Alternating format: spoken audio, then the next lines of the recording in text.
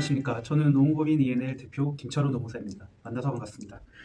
오늘 첫 번째 시간으로 임금에 대해서 설명을 드릴 텐데요.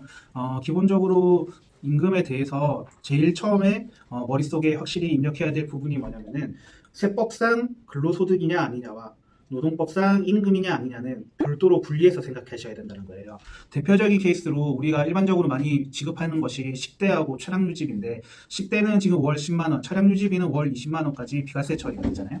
비과세 처리가 된다는 말은 세법상으로는 근로소득으로 인정되지 않고 과세를 하지 않겠다 라는 급여인데 반해서 노동법적으로는 이 부분은 확실하게 급여로 포함되기 때문에, 더군다나 뒤에서 설명할 통상임금에도 해당되고 평균임금에도 해당되는 부분이기 때문에 이를 보나 저를 보나 급여에 포함된다는 부분인 거죠. 그래서 세법하고 노동법은 서로 기준이 다르다라는 것을 염두에 두시고 접근을 시작해 주시면 좋을 것 같아요. 그렇다면 노동법에서 임금이란 과연 무엇이냐? 근로기준법에서는 임금은 근로자에게 근로의 대가로 지급하는 모든 금품 이라고 규정을 하고 있습니다. 그래서 노동법적으로는 임금이냐 아니냐의 중요한 이유가 뭐냐면은 우리가 이 임금에 해당할 경우에는 퇴직금 계산할 때 포함이 되고요. 임금에 해당하지 않으면은 퇴직금 계산할 때 포함이 되지 않기 때문에 근로자 측에서도 그렇고 회사 측에서도 그렇고 아주 민감한 부분일 수밖에 없습니다.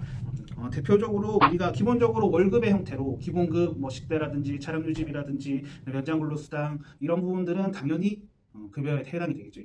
임금에 해당되지만 둘 사이에 가장 좀 애매한 부분들, 대표적으로 어떤 부분들이 있냐면 실비 변상되는 부분들, 예를 들어서 회사에서 통신비를 지원을 하거나 아니면 출장을 갔다 왔을 때 숙박비라든지 교통비라든지 이런 부분들은 직원한테 금품을 제공을 하긴 하지만은 우리가 임금에 해당되지는 않는다고 보거든요. 이렇게 실비 변상적으로 나가는 금품, 그 다음에 이제 회사에서 지급 자체가 불확실한 부분들, 예를 들어서 원래는 지급하지 않는 것인데 회사에서 이번 추석 때 상여금을 직원들한테 지급을 했다, 이렇게 불확정적인 금액에 대해서 지급을 한 경우에는 임금에 포함되진 않습니다.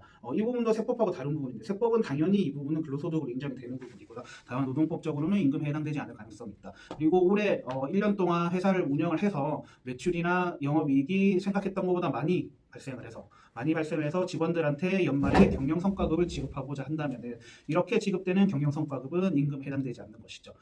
그래서 이런 대표적으로 임금에 해당되지 않는 부분들이 이런 부분들이 있고요. 그리고 또 추가적으로 뭐 기타적으로 학자금을 대출을 해준다든지, 직원 본인뿐만 아니라 자녀한테 자녀가 고등학교 입학했을 때 학자금을 대출해준다, 이런 부분들은, 아니면 학자금을 지급하는 경우에는 임금에 해당되지 않는다라는 부분을 그래서 임금을 보통 이게 임금이냐 아니냐를 결정을 하실 때는 모든 게 다 임금이라고 생각하신 상황에서 제가 방금 말씀드린 거기에 해당되는 실비변상적으로 지급되거나 아니면은 회사의 타임으로서 복지 혜택으로 은혜적으로 지급하는 금품들, 경영성과금처럼 불확정적으로 지급하는 금액들, 이런 부분들은 임금에 해당되지 않는다, 이렇게 빼나가는 방식으로 확인을 하시면 될 것 같아요. 그래서 이렇게 확정된 임금은 결과적으로는 나중에 퇴직금 계산할 때 다 기초가 된다.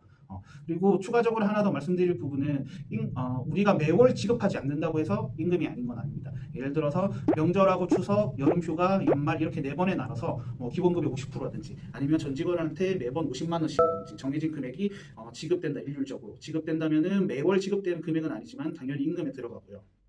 임금에 들어간다는 말은 향후 퇴직금 계산할 때 기초금액으로 들어간다, 이렇게 보시면 될 것 같아요. 임금이 어떤 것인지 이제 좀 아시겠죠?